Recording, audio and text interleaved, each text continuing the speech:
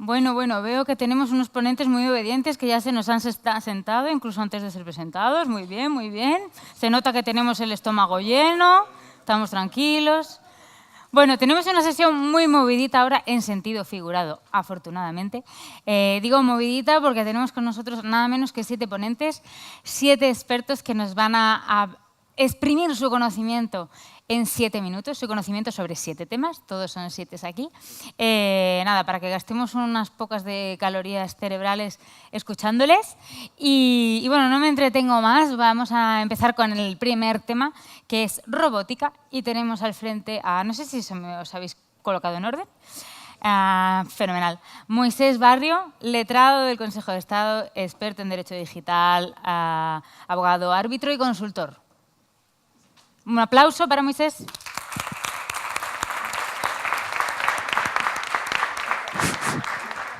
Muy buenas tardes. Muchísimas gracias a ella por la invitación, a Paula y al resto del equipo y a todos ustedes por hacer un acto de caridad ahora a la hora de comer y escucharme, ¿no? Con lo cual, en fin, muchas expectativas, a ver qué en 7 minutos qué podemos comentar sobre la robótica, ¿no? Lo primero que hay que decir es que es una tecnología retro. Sí, es una tecnología retro, ¿no? Los fundamentos de la misma son de los años 50. En 1973 se presenta en Japón el primer robot antropomórfico con 2 patas y en el año 2000 Asimo es el primer robot androide. Y por tanto, ¿qué hace que estemos hablando hoy de robótica y no del módem o de Infobía o de las frame relays? ¿Qué ha pasado? Bueno, pues ha pasado primero una reducción brutal del coste del hardware.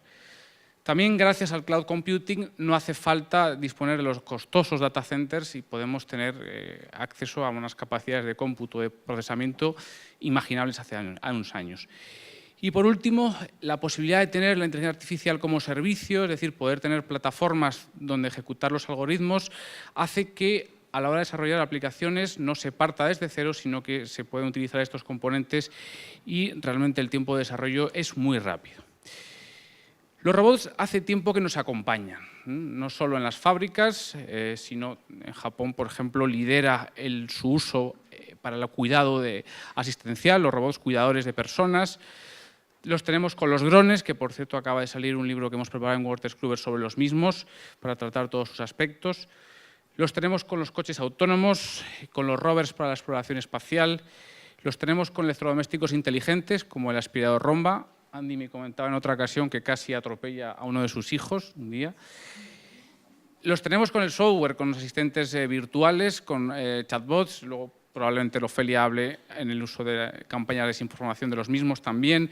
En el Internet de las cosas, en sanidad, no solo con robots cirujanos como Da Vinci, sino, por ejemplo, me comentaba un buen amigo que se quedó sorprendido cuando en el hospital de Oviedo vi un ascensor que ponía solo robots. ¿No? Parecía, no, esto es una broma, no, es que la comida allí se distribuye con robots.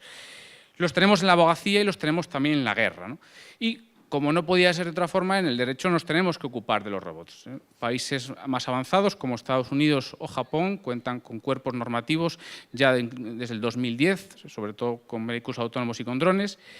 Y en Europa, la importante resolución del Parlamento Europeo de febrero de 2017, con recomendaciones destinadas a la Comisión sobre normas de robótica, sienta los problemas, el punto de partida para la reflexión en Europa y también empieza a aportar soluciones.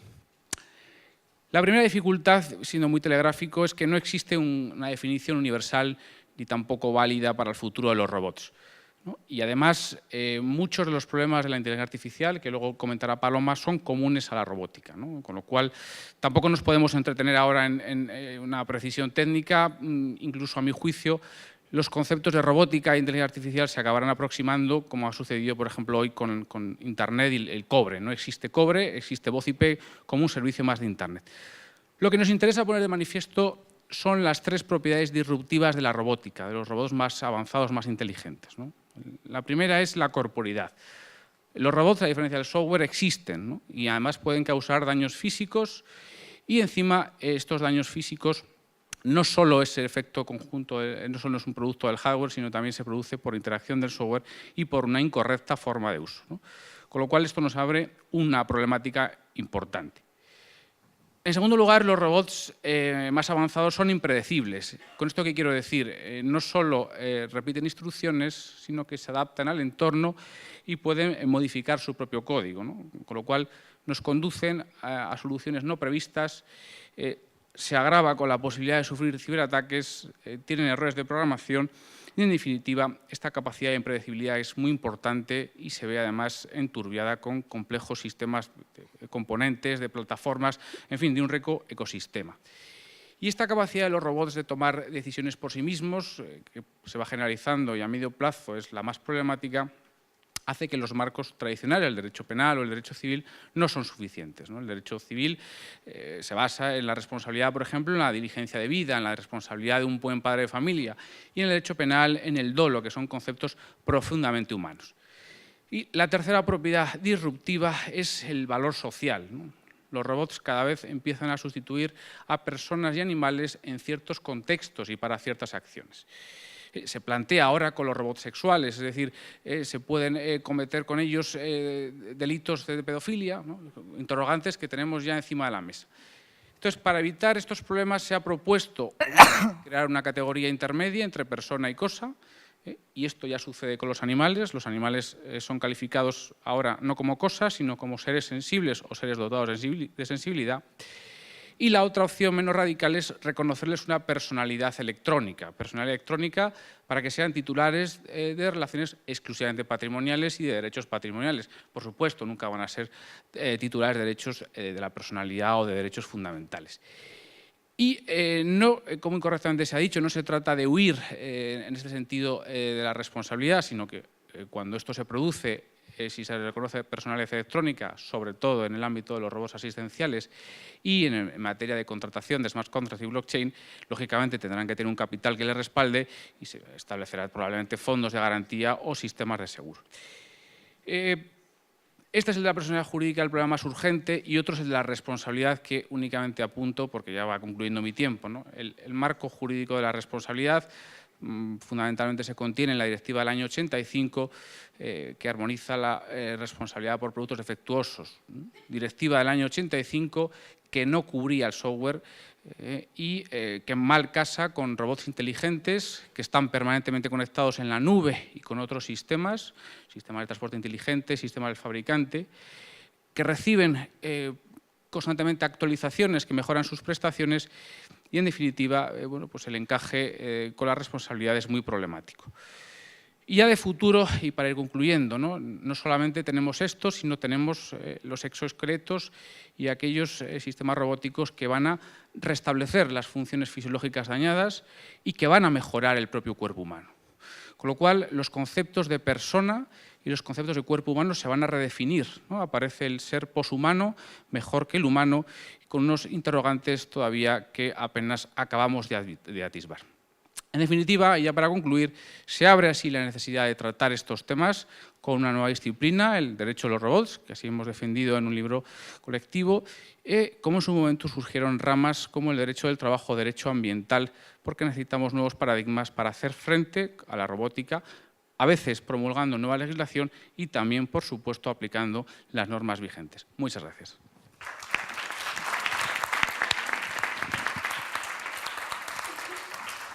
Bueno, fenomenal, muy ajustado, muy ajustado. Seguimos con desinformación en línea de la mano de Ofelia Tejerina, abogada especialista en Derecho de la Tecnología. Muchas gracias. Bueno, gracias IAB por... ¿Quieres que me levante? Dilo, ¿no? ¿Te pones así? Sí, si queréis, si preferís ir al atril, bueno, como vosotros estéis más cómodos. Pero aquí, igual ¿no? te puedes quitar el micro de mano. Esto es improvisación y no lo veo. Bueno, a mí me toca hablar de desinformación. Tengo 7 minutos, que es más o menos el tiempo que están dedicando a aprobar la nueva ley de protección de datos y a controlar todo el título 10, en el que van a incluir los derechos digitales. Bien, derechos digitales, por supuesto, la libertad de información, ¿no? Eso es lo que a mí me toca. Hablaré al final del título 10 un poquito. Desinformar, según la RAE, es dar información intencionadamente manipulada al servicio de unos fines muy determinados. Aunque esa manipulación no sea intencionada, el engaño se pueda producir, también podríamos hablar de desinformación, dar información insuficiente u omitirla. Esto nos lleva a muchos conceptos jurídicos, conceptos como la veracidad, la diligencia debida en el cuidado de la información. Cuanta más diligencia en ese cuidado de información, mejor será el contenido informativo. Y eso nos llevará a una menor responsabilidad. Menor responsabilidad y menor en cuestiones de censura. ¿Por qué? Porque la veracidad es lo que necesita un periodista para poder emitir esa información en medios de comunicación social. Medios de comunicación social son la radio, la televisión y la prensa. Al modo tradicional. Ahora resulta que las leyes van ampliando. ¿Por qué? Porque tenemos Internet y porque tenemos plataformas de comunicación, como las redes sociales. Y ahí es donde se empieza a montar todo el jaleo. Como digo, desinformar es difusión de noticias para crear confusión al enemigo. Esto es tan viejo como el arte de la guerra. Cualquier estrategia militar, incluso de antes de los romanos, creaba información falsa para confundir al enemigo. Es una estrategia. No es nuevo, no es de ahora, no es de Internet. Con Internet, ¿qué pasa? Que los usuarios lo estamos viendo continuamente, nos manipulan a nosotros. Esto no es una guerra, ¿o sí? Nos manipulan los usuarios para que compremos algo, para que votemos algo, o nos manipulan los gobiernos. La culpa siempre es de los rusos, ¿no? Últimamente todo pasa con los rusos. Los chatbots son de los rusos. Bien, esto desde el punto de vista del receptor de la información. Desde la fuente que se difunde y se comunica la información falsa, pero desde el receptor será la desinformación todo aquello que nos impida ejercer libremente el derecho a la libre información. Esto está regulado, esto no es nuevo. ¿Por qué está regulado? ¿Por qué está en la ley? ¿Por qué está en la Constitución española? ¿Por qué están las declaraciones de derechos universales? Está porque se trata de proteger la formación de una opinión pública libre en un Estado democrático. Es tan importante como eso. Pero con las fake news nos estamos volviendo locos. Todo es falso, todo es terrible, todo nos va a manipular, nos vamos a quedar sin opinión, nos vamos a volver autómatas y vamos a hacer lo que nos digan que hagamos. Pues hombre, igual las fake news no son tan peligrosas como las medidas que están intentando adoptar los gobiernos, como imponer a los proveedores de servicios y a los intermediarios una obligación de vigilancia y retirada rápida de contenidos. Ese puede ser al final el verdadero problema. Confiamos demasiado en el algoritmo, confiamos demasiado en que va a estar perfectamente programado para eliminar la información que nos perjudica. Y ya no es solo información que nos perjudica. Hola Facebook, ¿vas a darme solo noticias que crees que me gusta por los contenidos que suelo consultar? Aunque no sean noticias falsas, aunque no sea perjudicial, ¿me vas a quitar la posibilidad de verlo o me vas a poner como hasta ahora en plan light? Este contenido igual no te gusta, pulsa aquí si quieres verlo. Bueno, veremos. ¿Pero por qué hacen esto las plataformas? Pues las plataformas lo hacen porque le están obligando a ellos. Hace tiempo hablábamos de los foros, de los foreros. ¿Qué hacemos con la responsabilidad de los foros, los ISPs? Ya en el 2008, con el caso Putasgae, se hablaba de la responsabilidad de los intermediarios. Esa responsabilidad es, elimínalo todo, porque si demuestro que se cumple la teoría del conocimiento efectivo, que tú sabías que ese contenido estaba ahí, proveedor de servicios vas a pagar. Bueno, sí, puedo saber que está ahí el contenido, me ha llegado una comunicación de un usuario cabreado, pero ¿por qué tengo que saber que es ilícito? ¿Por qué tengo que tomar yo esa decisión de que eso es ilícito?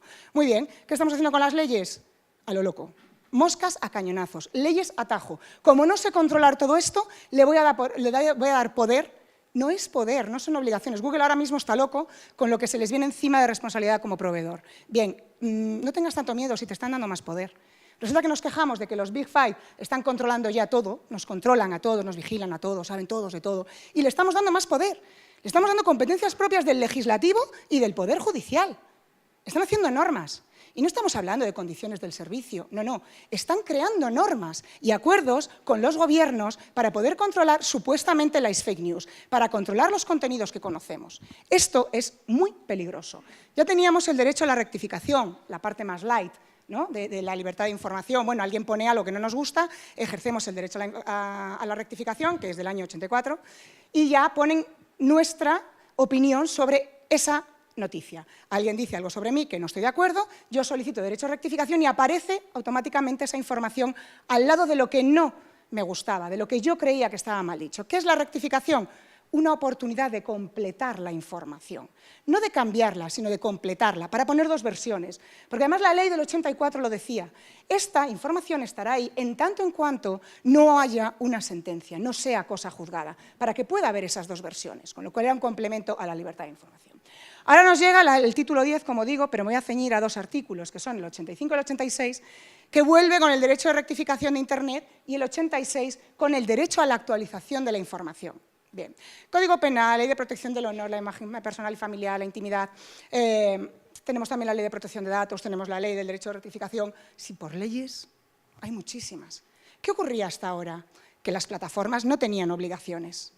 Pero imponer estas obligaciones como responsabilidades de tú tienes que hacer que ese contenido desaparezca. Ah, vale, ¿y cómo lo hago? Tú verás. Esto es un poco lo que le estamos diciendo a las plataformas.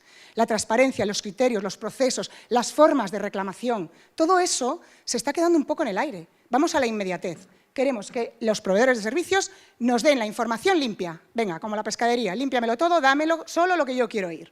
¿Cómo es posible que estemos dando este poder a los intermediarios? Luego nos quejaremos de que controlan todo, pero es que se lo estamos exigiendo. Y ante la duda, os lo digo, yo borro todo.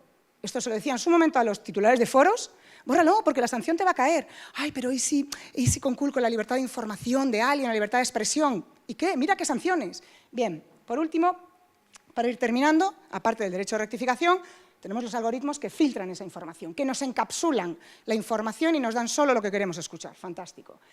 Y quiero hacer referencia, para terminar, al informe del relator especial sobre la promoción y protección del derecho a la libertad de opinión y expresión. En julio de 2018 ha enviado un informe al Consejo Asesor, a la Asamblea de Naciones Unidas, explicando estos riesgos, explicando de una forma muy clara lo que significa todo esto. Dice, es comprensible que estemos dando este poder, insisto, poder, no obligaciones.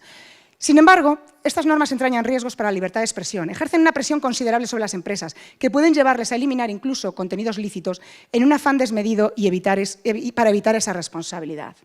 Supone la delegación de funciones en agentes privados con intereses económicos, recuerden, siempre tienen intereses económicos, y no existe ningún sistema de rendición de cuentas una vez que actúan.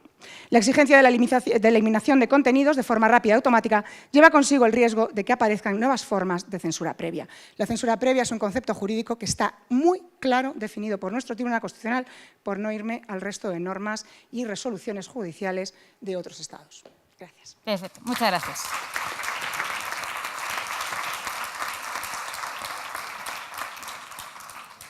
Bueno, pues vamos con eSports. Déjame que te presente Juan Antonio. Juan Antonio Orgaz, abogado, cofundador y socio de League of Lawyers. Vamos a hablar de eSports. Hola, muchas gracias. EAB. Es un placer estar con estos compañeros y amigos.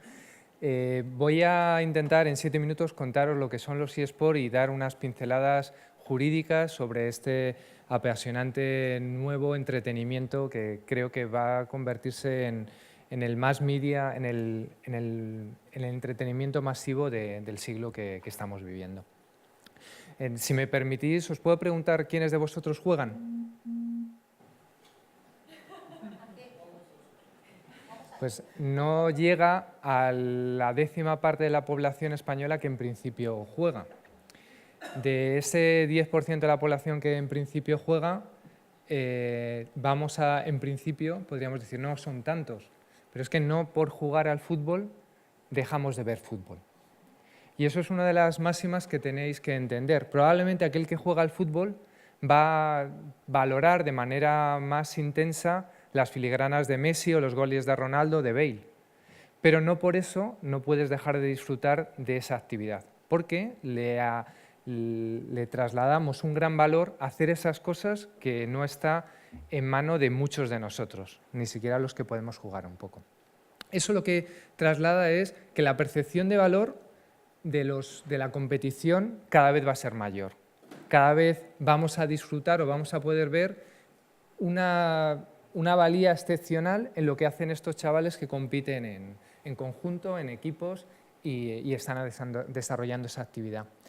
Esa relación con el deporte es lo que hace que muchos de nosotros, abogados, llevemos a la primera analogía. Se aproxima al deporte, son competiciones, compiten en grupo, tienen ligas y hay ganadores. Y los abogados de ordinario decimos, intentamos aplicar derecho del deporte.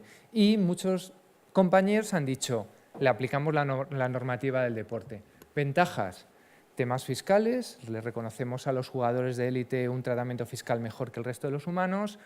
Intentamos organizar, o ya que tienen organizadas, como tiene la Liga de Fútbol Profesional, unas estructuras y unas federaciones, las aplicamos de manera analógica. Difícil. Por varios motivos. El primero, porque los organizadores de estas competiciones no siempre, pero por regla general están vinculados a los titulares del videojuego, que son aquellos que han desarrollado una propiedad intelectual y que le están ofreciendo a sus jugadores, a aquellos a los que venden las licencias o compran sus discos, pero sobre todo son los que tienen la posibilidad de autorizar o prohibir aquello que se está desarrollando con lo que es su propiedad.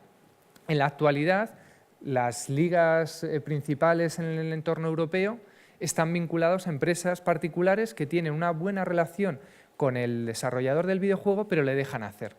Sin embargo, ya se está planteando el modelo de licencia, un modelo como puede ser las franquicias en la NBA. El titular de una organización, de una propiedad, es el que autoriza a que determinados equipos jueguen. Eso es lo que nos estamos encontrando probablemente, lo que probablemente nos vayamos a encontrar en los próximos años. Ya algunas empresas como Riot o como Blizzard están organizando sus propias actividades y prohíben, cuando los juegos son si los premios son muy cuantiosos, prohíben que se estén aprovechando de ellos y están poniendo limitaciones.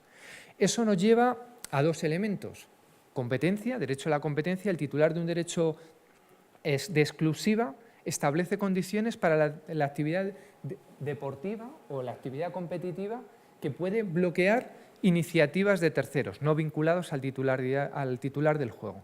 Y por otro lado, tenemos actividad amateur que necesita de una gran masa para poder llegar al ámbito profesional o de competición de alto nivel. Por lo que probablemente se den esos dos niveles.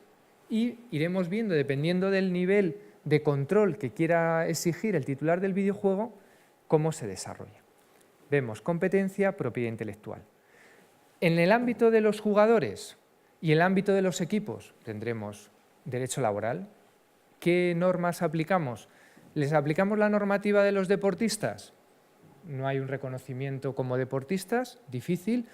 Los titulares de videojuegos, ya os digo, no van a querer que un presidente de federación extremeña o española o ni siquiera europea les ponga limitaciones a cómo desarrollan sus videojuegos. Y luego es que, sobre todo, las reglas del videojuego las marca el videojuego. Y el videojuego, el objetivo de los desarrolladores es que cambie cada año.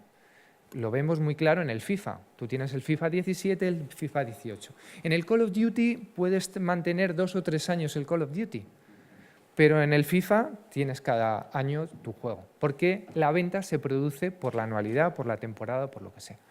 Eso va a hacer que las reglas cambien y nadie, un tercero, no va a tener capacidad, más allá de que haya un interés legítimo de la administración por tener un control de la actividad, porque se estén produciendo daños a los que juegan o a aquellos que estén relacionados con el juego. ¿Y dónde pueden tener ese control? Fundamentalmente en lo que tiene que ver con la integridad.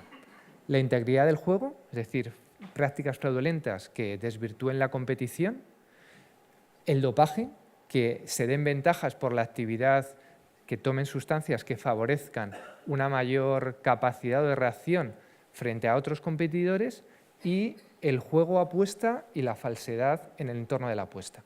Se pueden ser las intervenciones de la administración pública y que me parece que tienen sentido que se produzcan, pero no pongamos el parche antes de la herida, porque hasta la fecha no se sabe que eso se esté cometiendo.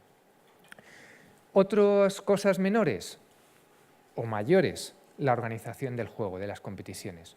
Pues es el titular de la competición ya esté vinculado al desarrollador o el propio organizador independiente de ello, el que va a establecer las reglas del juego. Y es como si nos juntamos unos cuantos amigos y decimos, vamos a jugar al póker, ¿se puede ver la carta o no se puede ver la carta? Tienes distintas opciones y él establece las reglas. Si el poder de ese jugador, digo, empresas vinculadas al juego, es muy grande y tiene un peso muy relevante sobre el desarrollo de la actividad económica, podrá venir la competencia para decir, oiga usted, no excluya a participantes de esta actividad si es de manera abusiva. Si no, es difícil que pueda intervenir. Entonces, ahí tenemos las limitaciones posibles, a mi modo de ver y por ahora. ¿Qué sucede con los eSports? Que los eSports son juegos globales, digitales, y si bien en Europa y en particular en España tenemos 2 ligas y hay una actividad relevante, en comparación con Corea, Asia y Estados Unidos somos poco relevantes.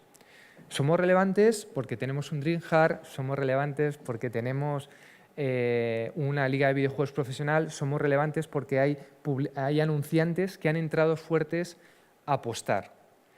¿Qué necesitamos? Más anunciantes. Porque solo con esa gasolina se podrá convertir en un medio masivo que pueda hacer las delicias de la mayoría de la población. Nada, muchas gracias. Muchas gracias.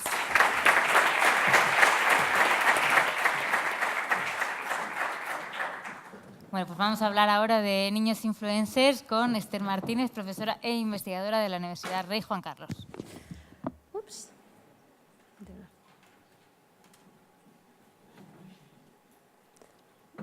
Bueno, buenos días, buenas tardes, no lo sé. De cualquier manera, buenas.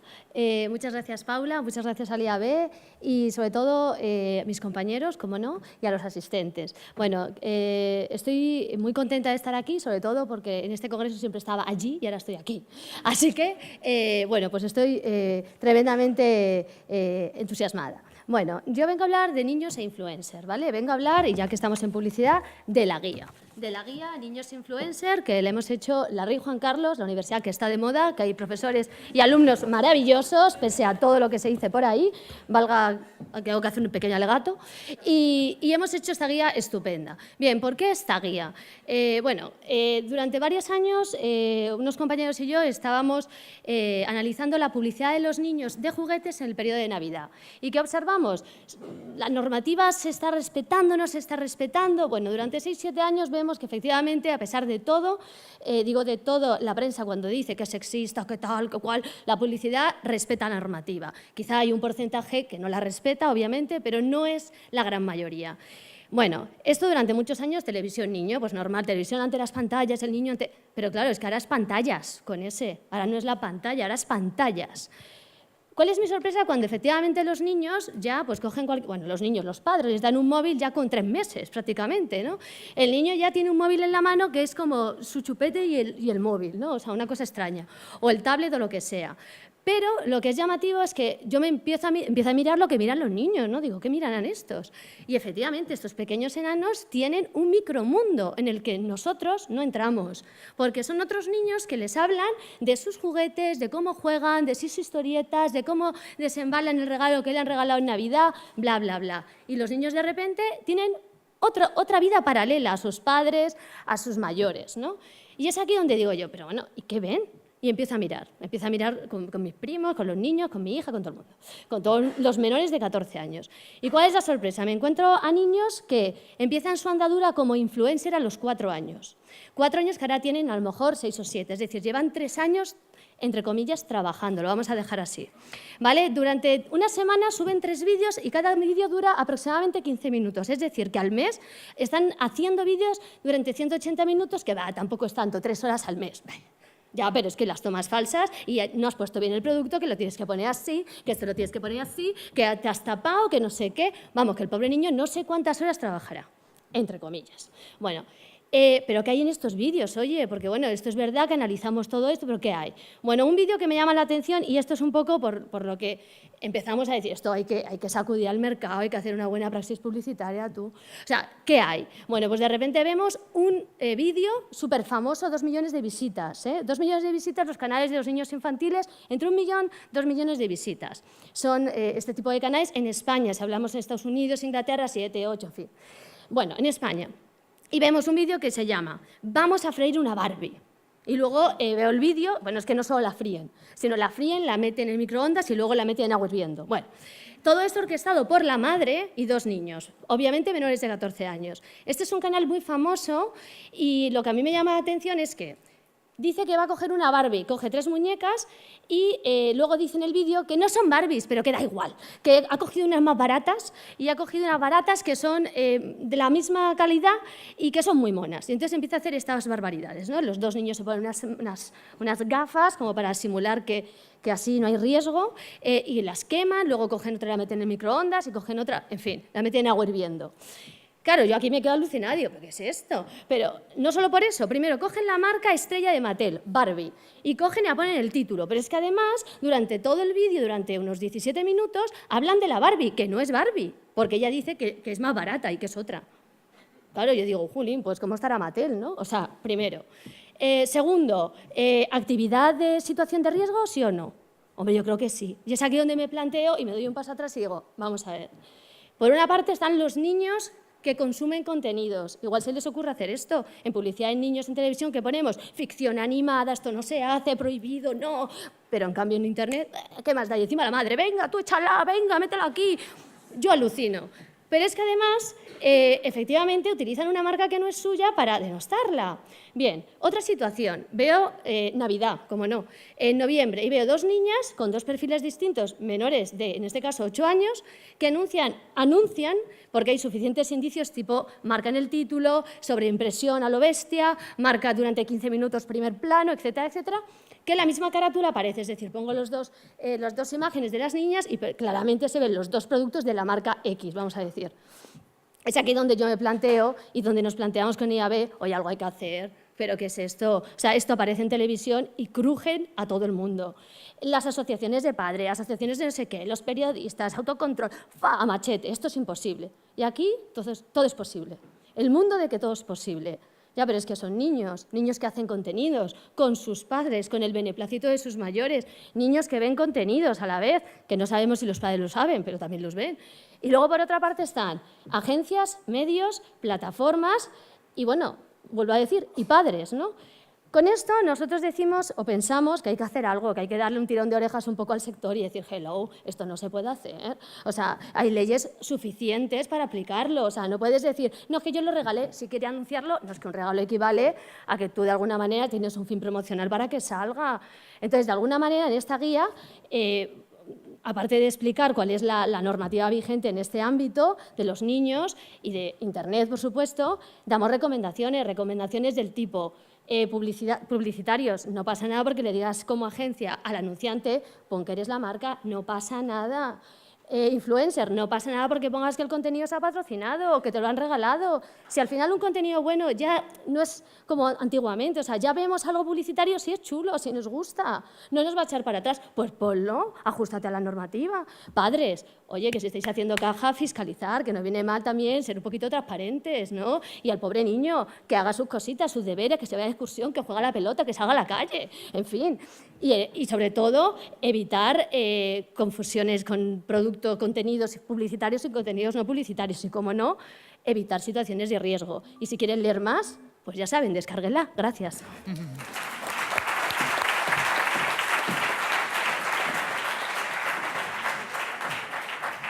Muy bien, no hemos tenido que cortar, fenomenal. Pues nada, vamos a hablar ahora sobre copyright con Andy Ramos, que es director del Departamento de Propiedad Intelectual, Industrial y de Nuevas Tecnologías en Bardají y Honrado. Sí, es que se pronuncia así. Perfectamente, y además siempre todo el mundo lo dice entre Bacardi o Bajardi, o sea que lo has dicho perfecto. Ahora que estamos en la hora del gin tonic, ¿no? Eso.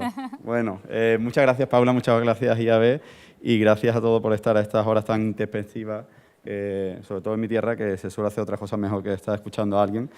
A mí me ha tocado hablar, como siempre la cabra tira al monte, me ha tocado hablar de copyright y sobre todo estos últimos hemos estado hablando antes de directivas, de propuestas.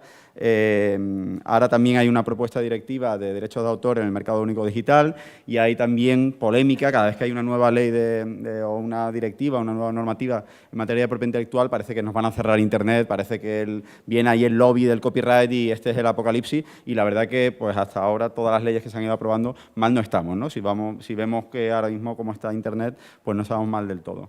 Y el artículo un poco más polémico, que es el que sobre todo voy a tratar y voy a rivalizar un poquito con Ofelia para hacer más picante el debate, es el de la responsabilidad. Hay un artículo nuevo en el que establece un poco cuál es el rol de los intermediarios, de los prestadores de servicios de Internet, sobre todo aquellos que alojan contenidos generados por usuarios, ¿no? Los famosos User-Generated Content. Y ese es ahí el artículo 13. lo que intenta es establecer el nuevo rol que a día de hoy pues sigue estando vigente la directiva del año 2000, de hace pues casi 20 años, de la directiva 2000/31. El punto de partida de esta directiva es que todos los prestadores de servicio de intermediación tienen responsabilidad civil, administrativa y penal, es decir, todos son responsables, y se establecía un régimen, pues, se discutía en aquella época, oye, ¿qué pasa con el contenido, con determinado contenido? Bueno, y se establecía un régimen de exención de responsabilidad, como ha dicho antes muy bien Ofelia, cuando era contenido aportado por los usuarios, por los destinatarios del servicio, y ese contenido no tenía conocimiento efectivo el responsable del servicio. En ese caso, no era responsable de ese contenido los alojadores.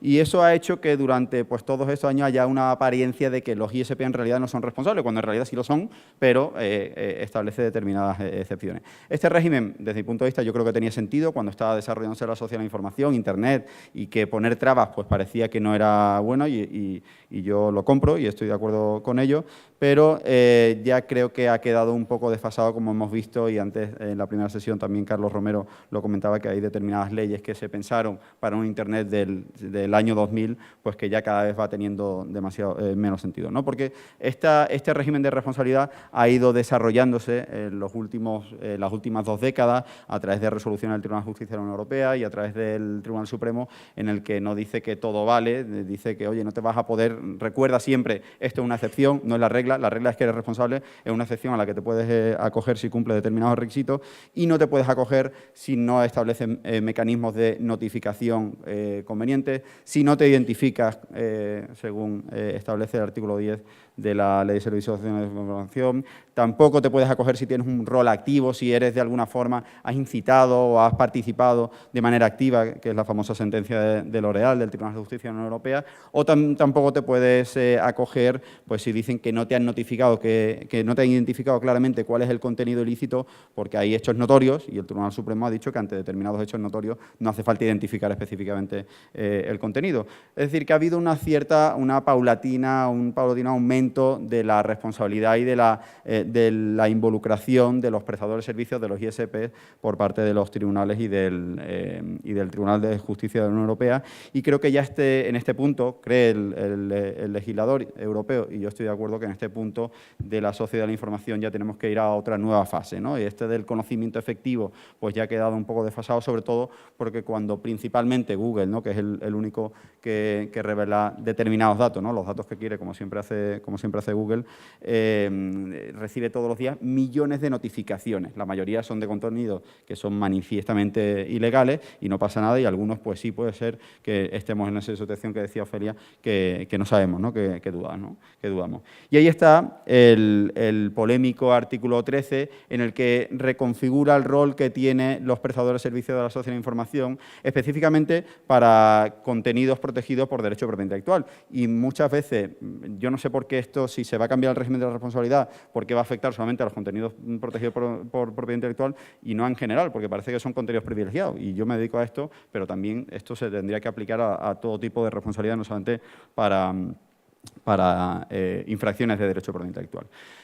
La anterior propuesta de la directiva establecía un régimen, en este artículo 13, de responsabilidad, pues maravilloso, en el que decía que los titulares de derecho y los ISP pues tenían que cooperar y que tenían que intentar establecer mecanismos ágiles de notificación y retirada, y uno de las propuestas, algo que dejó ahí caer, es que podían establecer sistemas de detención automatizada, ¿no? El famoso Google Content ID, pues que a través de tecnología de fingerprinting pues analice la huella dactilar de un determinado archivo protegido por derecho de propiedad intelectual y automáticamente lo retire, ¿no? Eso en Internet se interpretó como nos van a censurar Internet, van a poner en fin a Internet, pero es que lo que lleva haciendo, esta tecnología la está utilizando Google desde hace una década y no pasa nada. Ahí tenemos YouTube y lo disfrutamos, y lo que no es suyo pues se quita y lo que sí es pues se pone, ¿no? Pero eso de filtrar pues quedaba feo, y la nueva propuesta, en las enmiendas que se publicaron el 12 de septiembre de este año, lo han cambiado pues por esta nueva cooperación, pero metiéndose al juzgador, diciendo, no, estos servicios hacen comunicación pública. Bueno, pues esto que lo diga un juez, no que lo diga el legislador, pero bueno, dicen, hacen comunicación pública y tienen que pedir licencia. Bueno, pero si no son contenidos que yo he puesto, lo han puesto mis usuarios, da igual, tienes que pedir licencia. Eso sí, si no quieres pedir licencia, ya tienes que cooperar e intentar llegar a un acuerdo con los titulares de derecho. Con lo cual tampoco es una propuesta, aunque todavía sigue mucho el estigma y el público en general cree que todavía sigue la propuesta anterior, la de que se va a obligar a poner un filtrado previo, lo cual no es cierto. Ahora lo que se va a obligar es a pagar una licencia, o si no lo vas a poner, o si no pagas la licencia, a establecer estos mecanismos. Es algo que se está percibiendo de forma negativa por parte del público, ¿no? Y un poco pues, obliga, además, traslada la obligación a los Estados miembros de establecer estos mecanismos, ¿no? A mí ni una propuesta ni otra me gusta, ya me está vibrando el reloj, quiere decir que ya he llegado a 7 minutos, pero me queda el último para... Yo te quedan unos segundos, así que nada. Me queda el último para explicar en ECO por qué llevo yo hoy corbata. Y llevo hoy corbata porque no es una corbata normal, es una corbata de Batman, con licencia, por supuesto. O sea, aquí se ven los iconitos de Batman, porque mi propuesta respecto a la responsabilidad hubiese sido pues como Batman. Batman no tiene responsabilidad de lo que ocurre ahí en Gotham, excepto si le ponen el Batfoco, que ya tiene conocimiento efectivo y ya va ahí a ayudar a la policía, pero mientras tanto Batman está de forma proactiva vigilando las calles, ¿no? Está por ahí arriba vigilando y siendo ahí proactivo. Es el principio de accountability. A mí ese principio, que en el reglamento pues parece que es incómodo, a mí me gusta más. Y yo, de hecho, ese es el principio que establecería también para la responsabilidad de los prestadores de servicios de información, de intermediación, que sean de forma responsable, de forma proactiva, estableciendo medidas para evitar que se infrinjan derechos de propiedad intelectual, en general cualquier tipo de derecho. ¿Y cuáles son esas medidas? Las que quieran, que sea filtrado previo, con tecnología de filtrado previo, que sea 1000 monos dándole a si algo es legal o es ilegal, que sea un protocolo interno de la empresa, que sea absolutamente lo que quiere, pero que demuestre ese ISP que de forma proactiva ha intentado evitar que se produzcan lesiones o que se infrinjan derechos de propiedad intelectual, porque realmente de la única forma que creo que podemos aunar los intereses de una parte y otra parte completamente contrapuesta es a través de esta proactividad por parte de los prestadores de servicios de la sociedad de información. Os queda claro.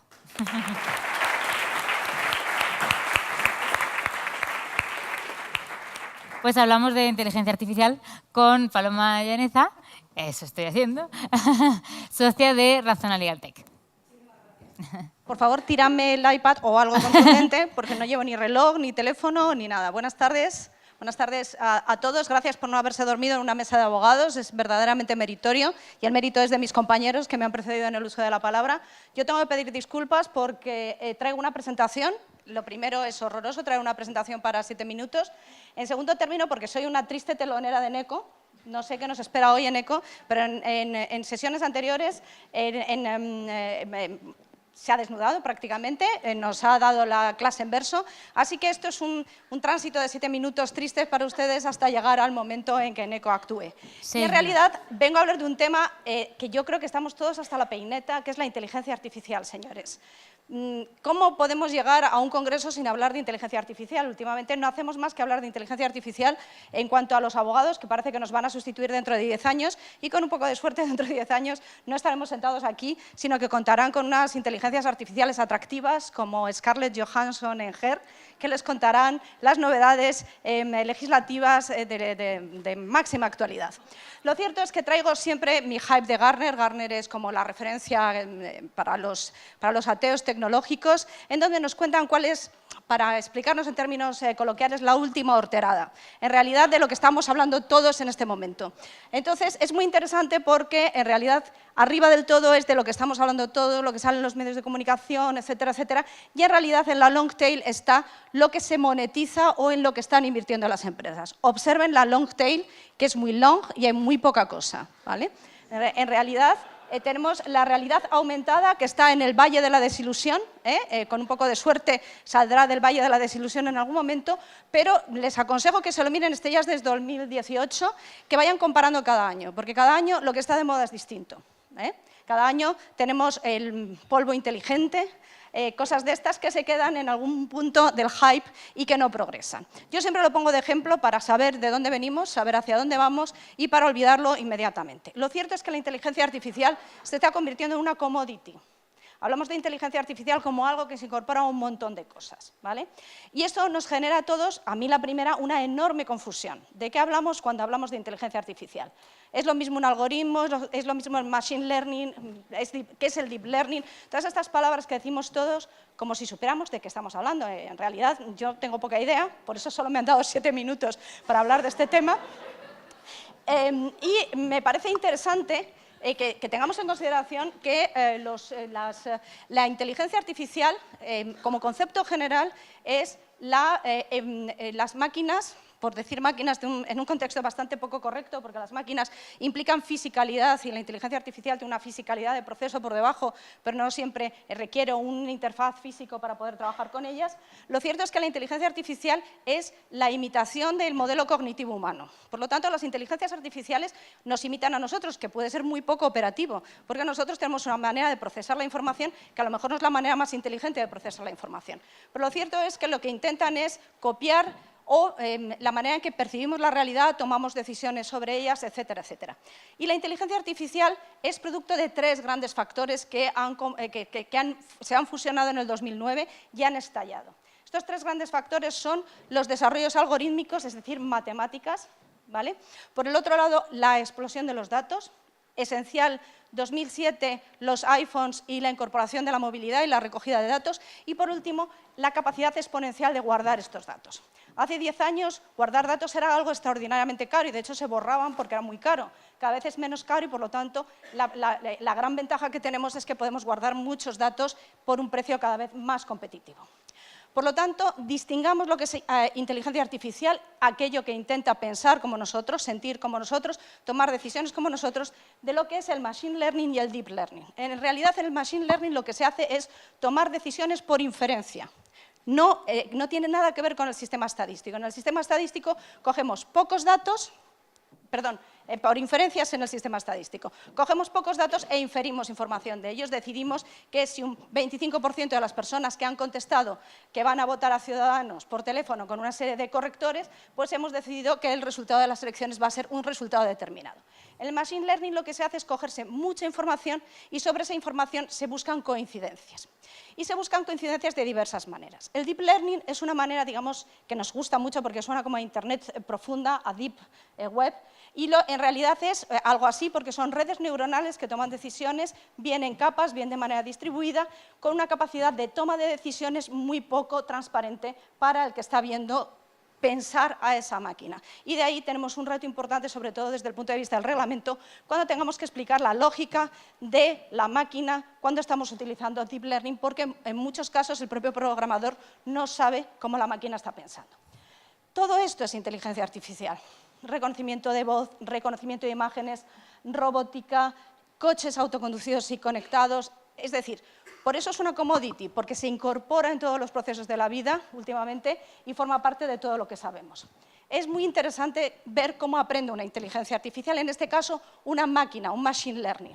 Hay 3 modelos, y 3 modelos, el supervisado supone la intervención humana cuando uno determina qué datos van a analizarse y cuáles son las reglas de output, qué es lo que queremos conseguir con ese análisis.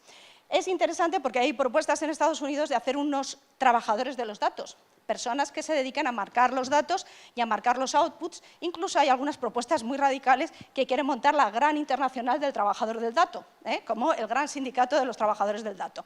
Ahí quedo, si alguien tiene curiosidad por la referencia, se la pasaré. En este caso hay una mayor intervención humana, son modelos matemáticos menos potentes, que, por ejemplo, en el caso de la no supervisada. La no supervisada, el machine learning no supervisado, supone que yo no marco los datos ni le doy unos outputs de salida. Dejo que tome decisiones, que busque correlaciones y que me busque modelos de comportamientos similares dentro de los datos que le facilito. Y el último sería el caso típico del coche conectado, que es como entrenar a la mascota, para entendernos, fundamentalmente. Pongo a la inteligencia, en este caso por machine learning, a trabajar en un entorno real, como hago con un coche, y lo pongo a conducir por una zona preferentemente despoblada para que no vaya matando gente. Y hago que conduzca y que tome decisiones y que vaya aprendiendo. Si toma bien la decisión y no se sube una acera, premio al sistema, y se sube una acera, no le premio. Y por lo tanto el sistema aprende de manera sin supervisión y además igual que un perro. Te has sentado, te doy una chuchería, no te has sentado, te echo la bronca. Vamos terminando. Pues como para finalizar, me gustaría decir que detrás de todo esto, como hemos visto, hay dos componentes, uno de almacenamiento de datos, otro de recogida de datos y otro de algorítmica. La algorítmica es extraordinariamente complicada, pero recomiendo la lectura de este libro, que es Matemáticas de destrucción masiva de Cathy O'Neil. Está traducida al español, creo que en Capitán Swift. Este libro explica perfectamente cómo funcionan los modelos matemáticos, dónde están los riesgos de los modelos matemáticos, bien por el problema de la escala, bien por el problema de la repetibilidad, bien por el problema del loop infinito en donde la matemática se comporta como Cassandra. Al final son profecías autocumplidas simple y llanamente por aplicar el propio algoritmo matemático. Os recomiendo su lectura y me voy. Muchísimas gracias.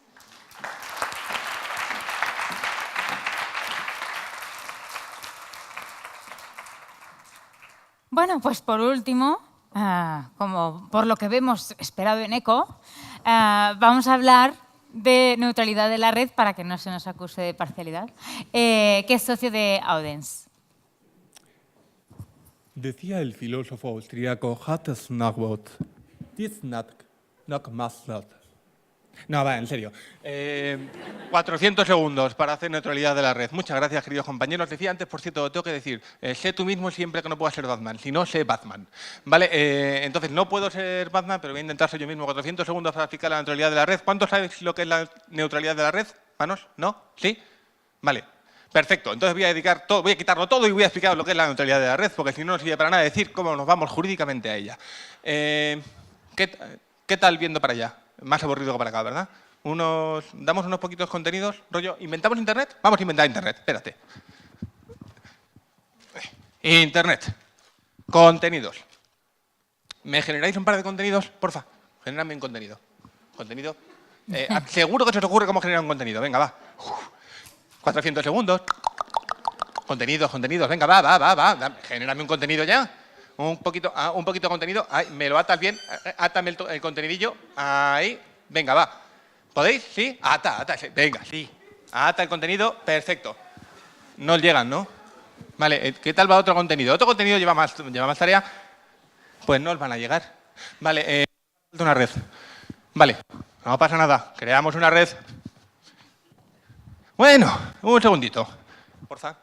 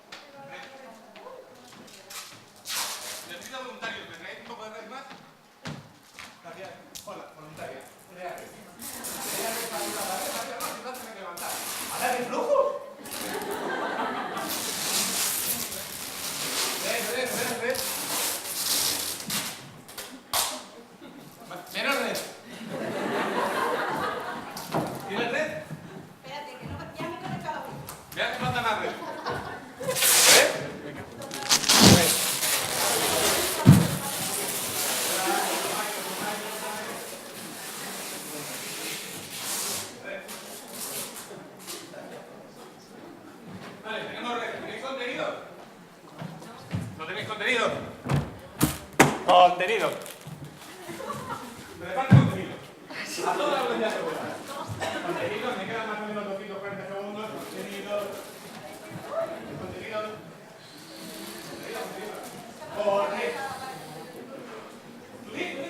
Vamos. Contenido. Venga.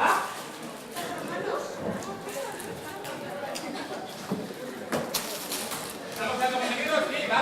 Oye, crear contenido un poquito bien. Muy mal. ¿Tenéis contenido? Pegaros a la red.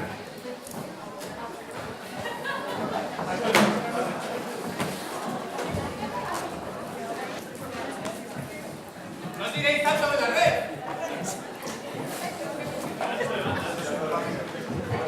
¿Tenemos contenido? Más contenido. ¿Qué hace contenido? Venga, tira, venga.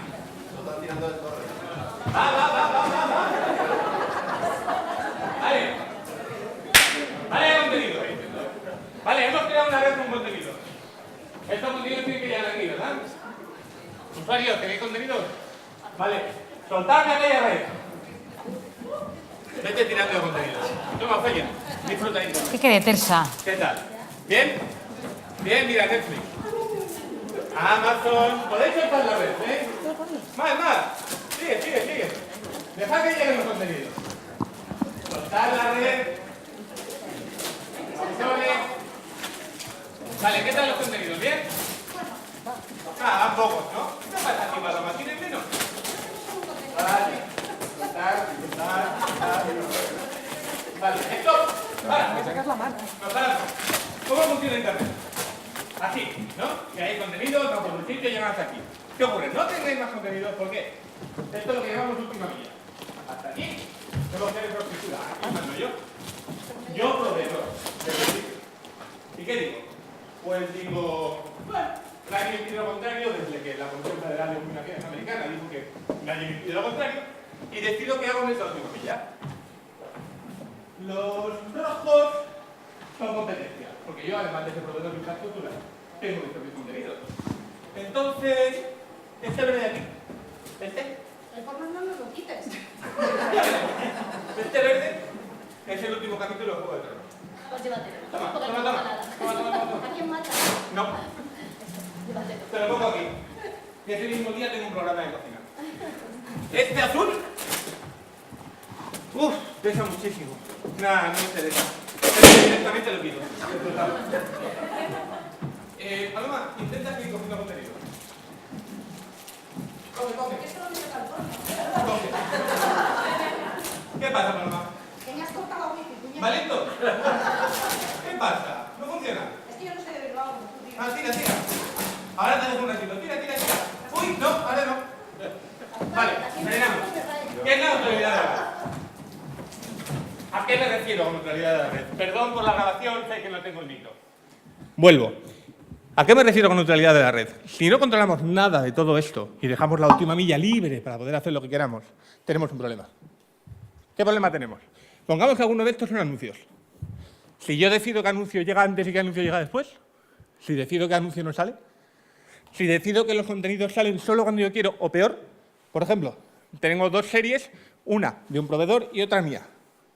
Pues la tuya se va a cargar más despacio. Tengo 7 minutos, se lo pone para decir esto. ¿Importa la velocidad a la que puedo haceros transmitir esos contenidos? Por ejemplo, es lo mismo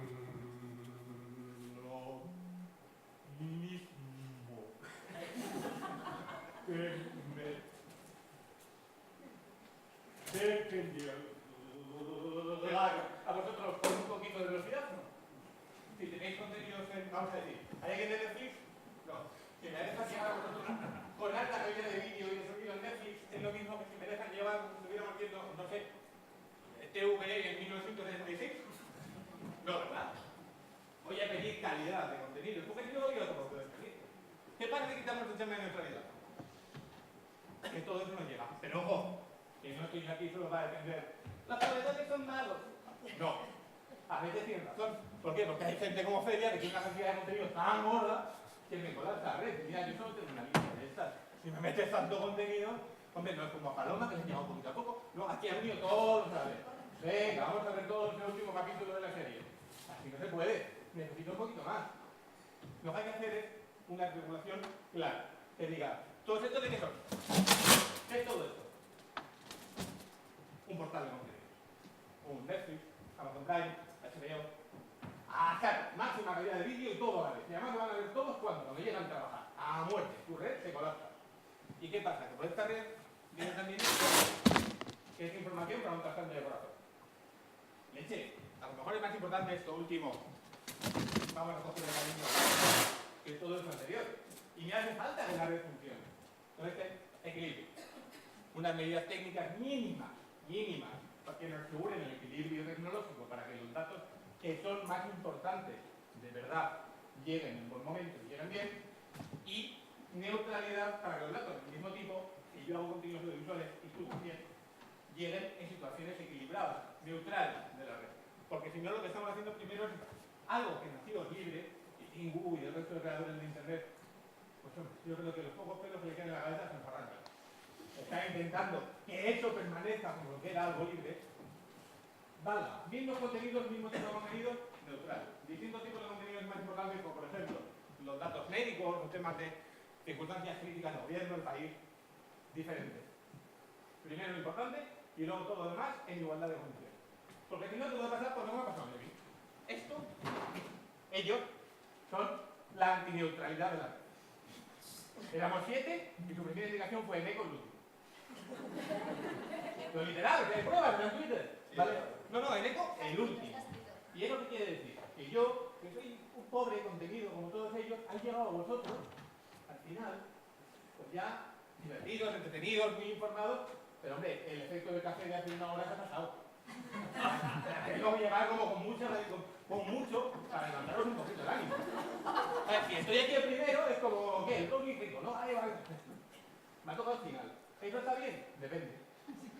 De que digamos que estamos en la misma calidad de contenidos o no. En este caso lo estamos. La realidad, mal. ¿Cómo? ¿Segundos? Nos hemos pasado ya hace un rato. 135 más o menos. 2 minutos, y algo. Dicho lo cual, los huevos se los podéis llevar en esos más repartidos. La importancia de la neutralidad es tal que si tenemos en cuenta que cada vez que nos hablan de ella, ninguno de las salas sabíamos lo que era, igual es buen momento que cuando leamos algo en internet como la neutralidad de la red en riesgo por Estados Unidos, leamos la definición. Y aquí el año que viene, si me toca hablar de lo mismo, o puedo hablar de la organización política.